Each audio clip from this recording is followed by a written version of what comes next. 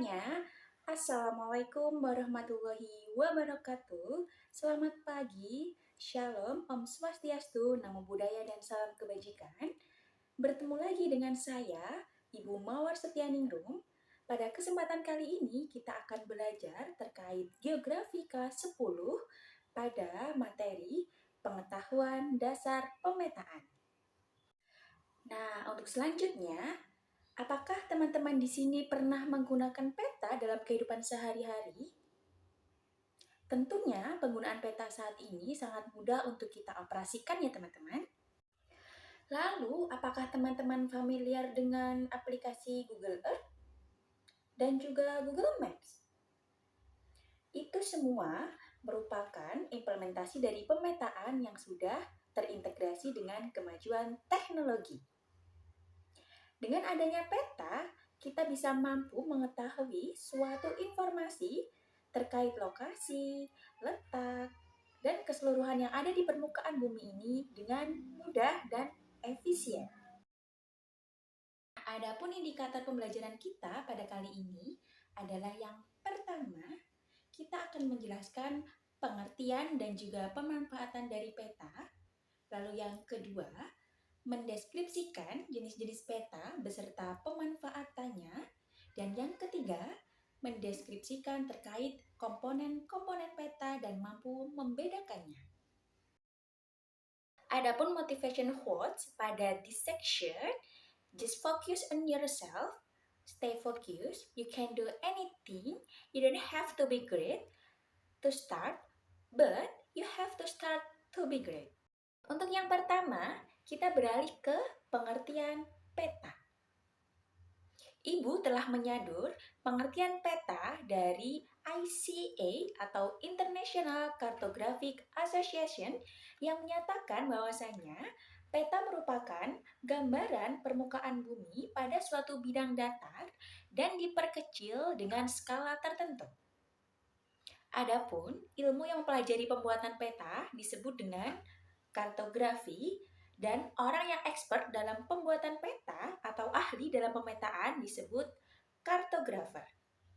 Nah, jadi dalam hal ini, kartografer sebagai profesional bertanggung jawab untuk menghasilkan peta yang berkualitas tinggi dengan memperhatikan prinsip-prinsip kartografi, akurasi data, serta kejelasan visual agar peta dapat digunakan untuk berbagai keperluan seperti navigation, perencanaan wilayah, dan juga penelitian ilmiah. Lalu, dalam kartografi, kita mengenal 3 sifat utama yang menjadi syarat dalam pemetaan, antara lain conform, yang kedua ada equivalent, dan yang ketiga ada equidistant. Namun, ini tidak mungkin memenuhi ketiga sifatnya ya secara bersamaan dalam satu peta. Sehingga, pemilihan sifat ini tergantung pada tujuan pembuatan peta tersebut. Mari kita bahas satu persatu ya. Untuk yang pertama, kita punya conform. Nah, dalam hal ini, sifat conform berarti peta harus memiliki bentuk-bentuk geografis yang sama dengan bentuk aslinya di permukaan bumi nih. Nah, pada proyeksi conform, sudut di antara dua garis harus tetap dipertahankan. Nah, untuk syarat dari conform sendiri, setiap sudut di peta harus sama dengan sudut aslinya di permukaan bumi. Lalu, skalanya harus sama dalam semua arah di sekitar suatu titik tertentu. Adapun kegunaannya, biasanya model ini sering digunakan dalam navigation, laut, dan juga udara, seperti pada proyeksi Mercator. Yang kedua, kita punya equivalent. Dalam hal ini berarti luasan daerah pada peta sebanding dengan luas aslinya di permukaan bumi. Nah, ini menjaga kesetaraan luas meskipun nanti bentuknya mungkin mengalami distorsi atau terjadinya kesalahan. Jadi untuk syaratnya, luasan di peta harus proporsional dengan luas geografis aslinya. Juga distorsi boleh terjadi selama luas tetap terjaga. Adapun kegunaannya, untuk model kali ini cocok untuk analyze statistik seperti peta kepadatan penduduk, juga distribusi sumber daya alam. Lalu yang ketiga kita punya equidistant. Untuk define sifat equidistant ini berarti jarak di peta pada jarak arah tertentu harus sama dengan jarak aslinya di permukaan bumi sesuai dengan skala peta. Nah, adapun syaratnya, Jarak antara dua titik di peta harus sebanding dengan jarak sebenarnya. Lalu, tidak seluruh jarak di peta akan akurat. Biasanya hanya sepanjang garis tertentu seperti meridian atau paralel utama. Adapun untuk kegunaan dari model ini adalah digunakan untuk peta navigasi tertentu seperti pada peta jalur penerbangan. Jadi, karena sifat-sifat ini saling eksklusif, maka seorang kartografer harus bisa memilih prioritas berdasarkan kebutuhan pemetaan, apakah akan mempertahankan bentuk, luas, maupun jarak. Untuk selanjutnya, kita akan beralih ke proyeksi pemetaan. Ada yang tahu nggak kira-kira apa sih proyeksi pemetaan itu? Iya, betul sekali.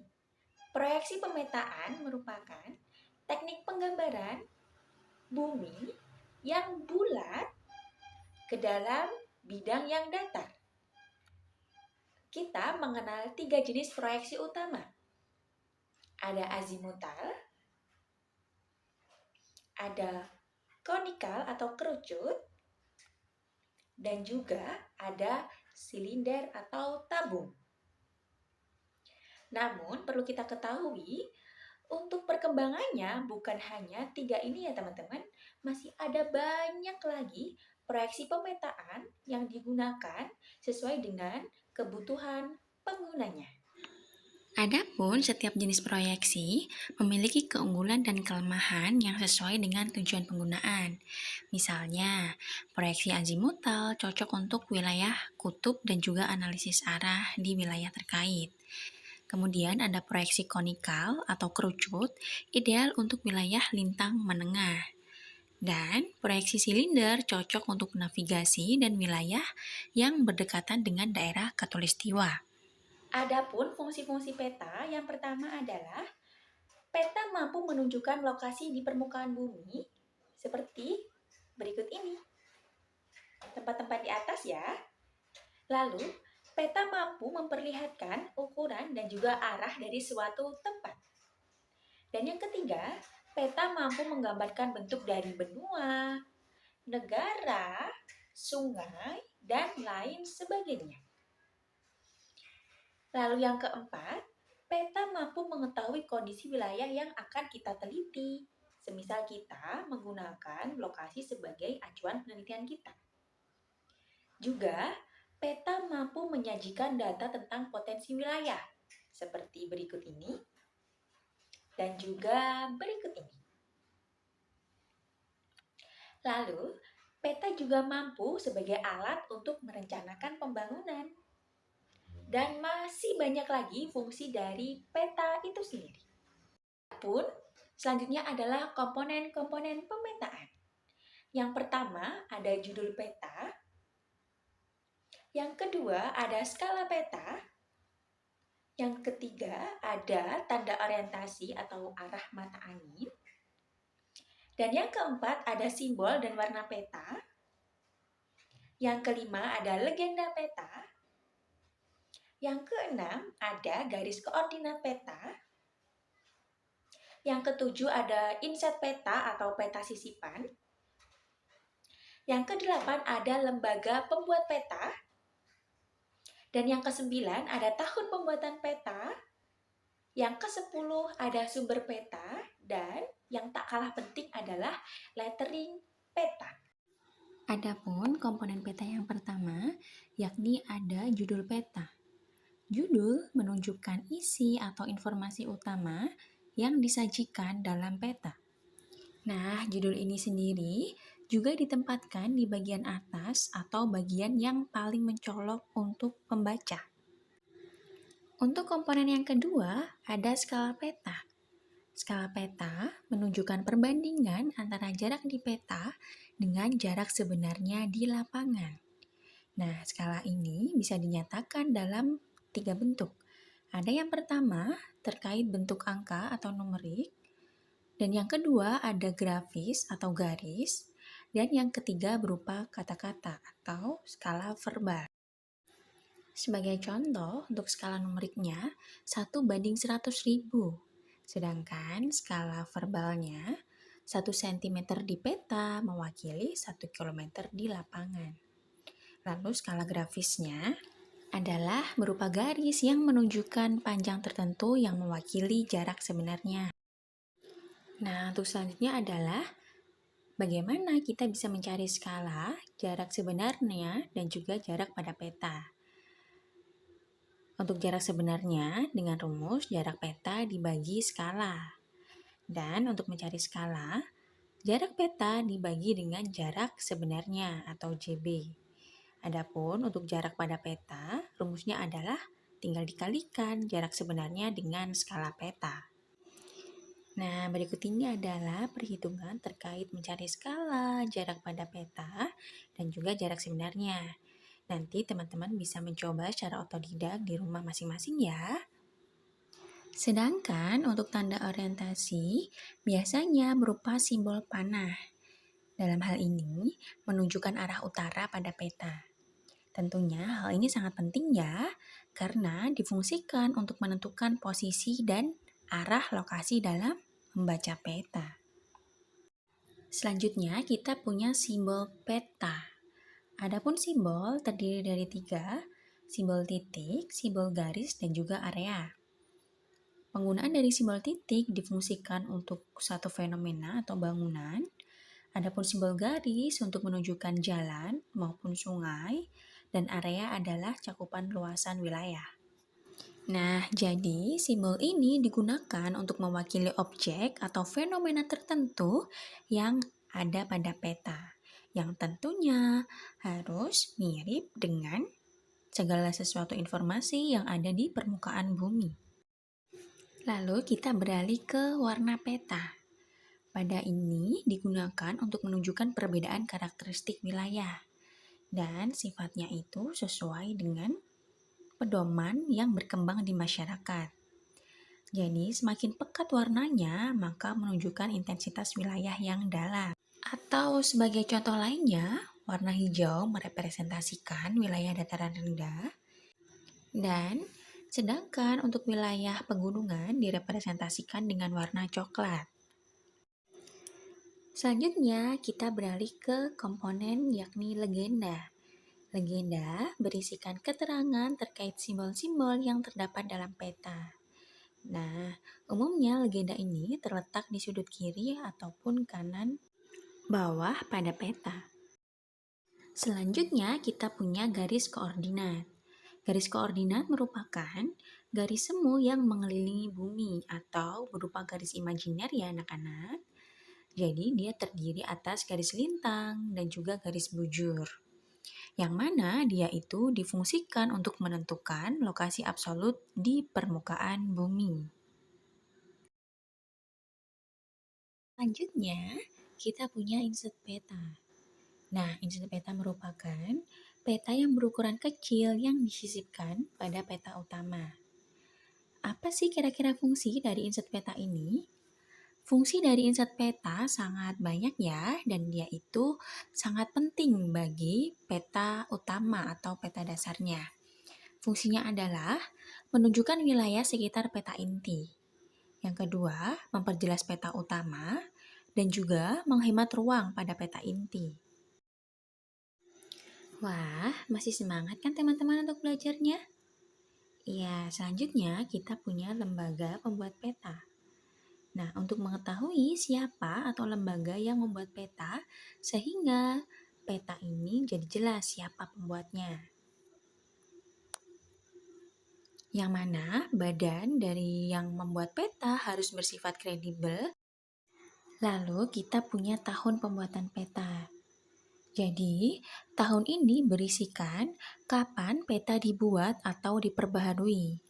Sangat penting untuk memastikan bahwa data pada peta yang kita gunakan adalah data yang masih relevan. Jadi kita tidak boleh nih untuk menggunakan data-data yang sudah lama atau kadaluarsa. Biasanya datanya maksimal 5 tahun. Maka data yang dipakai harus up to date ya. Selanjutnya kita punya sumber data. Sumber data ini menunjukkan dan menjelaskan di mana data yang digunakan dalam peta tersebut kita peroleh. sehingga pengguna dapat menilai keandalan informasi yang didapatkan. Sebagai contoh, data topografi didasarkan hasil survei langsung maupun data sekunder. Peta induk adalah peta yang dihasilkan langsung dari data temuan di lapangan. Sedangkan peta turunan adalah peta yang digambar berdasarkan data dari peta lain yang sudah pernah dibuat. Ketika kita menggunakan dan menghasilkan suatu peta, maka untuk keterangannya kita bisa menuliskan dibuat. Sedangkan ketika kita membuatnya secara menurunkan dari peta saduran orang lain, maka kita bisa menuliskan dengan istilah disalin. Wah, masih semangat kan ya untuk belajar terkait komponen-komponen peta? Dan yang tak kalah penting, di sini kita punya lettering peta. Lettering adalah sebuah tulisan atau teks pada peta yang termasuk judul, nama, location, keterangan, dan angka koordinat. Tentunya lettering ini harus jelas dan mudah dibaca.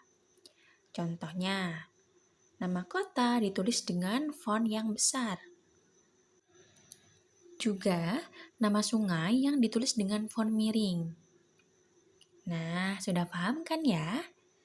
Maka, unsur-unsur peta ini tentunya saling melengkapi untuk membantu proses membaca dan memahami informasi yang disajikan pada peta yang ditujukan untuk pembaca. Dengan memahami setiap unsur, maka pengguna dapat membaca peta dengan lebih baik dan memanfaatkannya secara optimal. Nah, sebelum kita beralih, kita tahu bahwasanya peta dapat diklasifikasikan berdasarkan berbagai kriteria, seperti berdasarkan skala, berdasarkan fungsi, berdasarkan bentuk, berdasarkan isi informasi yang disajikan. Untuk yang pertama, kita akan mengawali terkait jenis peta berdasarkan skala. Nah, skala peta menentukan seberapa besar perbandingan antara jarak di peta dan jarak sebenarnya di permukaan bumi.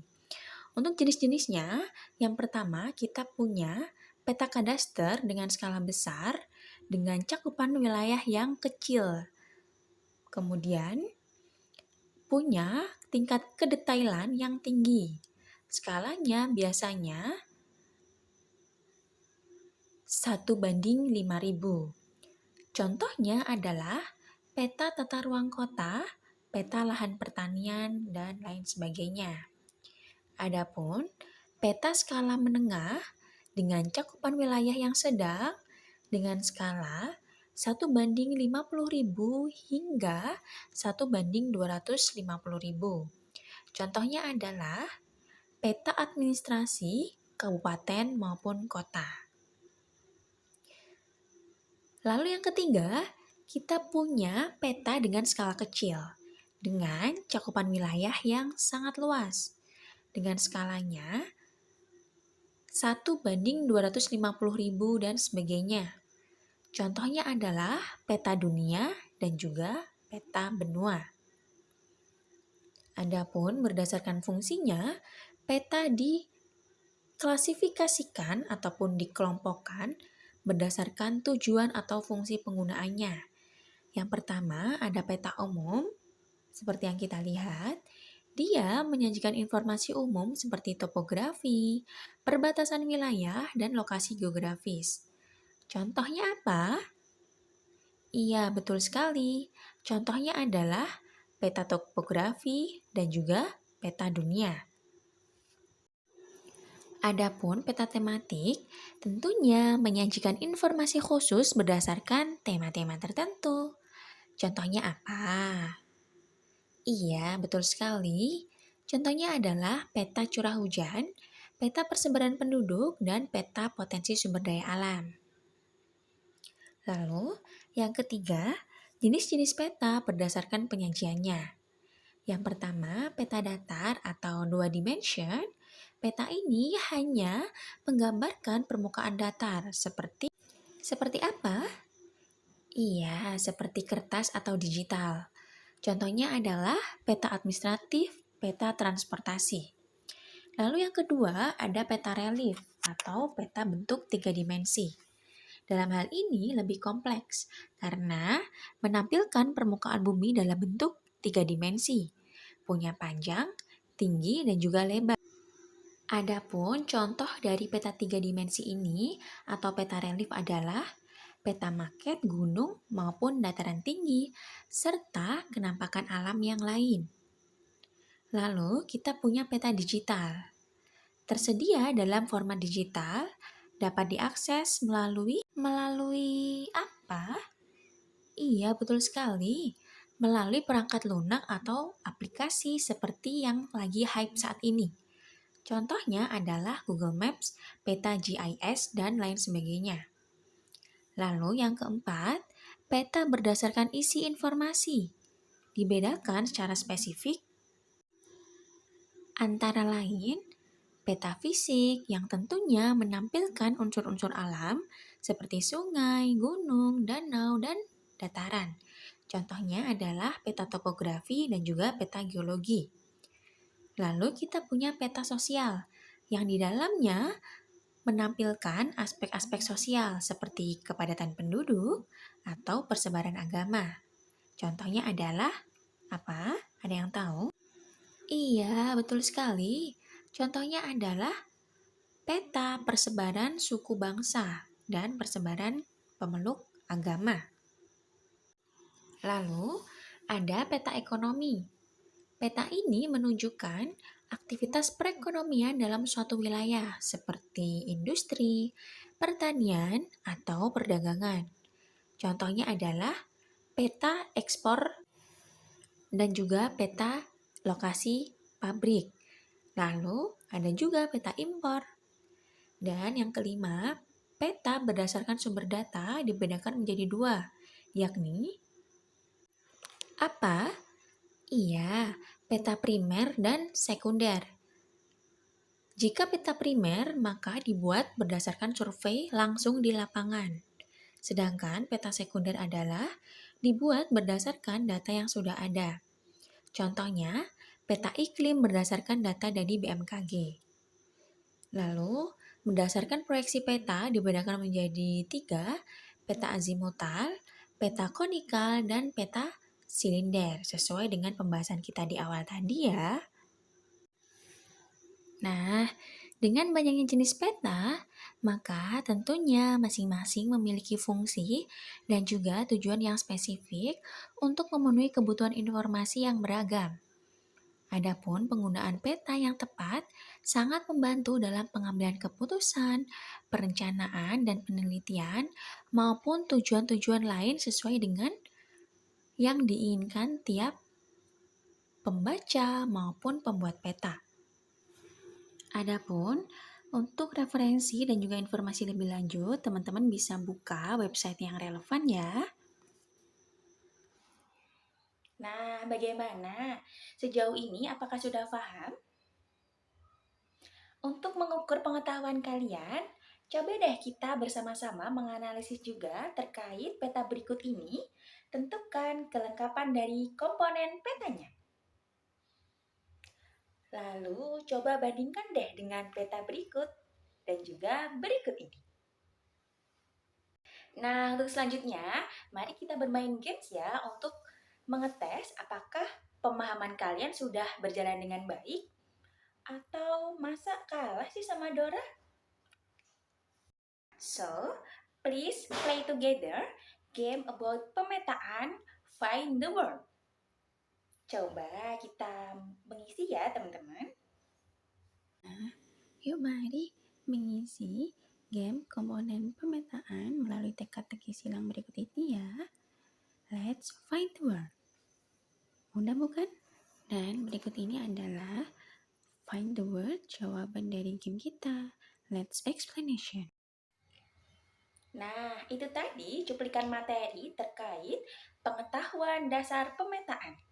Semoga apa yang kita lakukan kali ini mampu diambil manfaat dengan baik.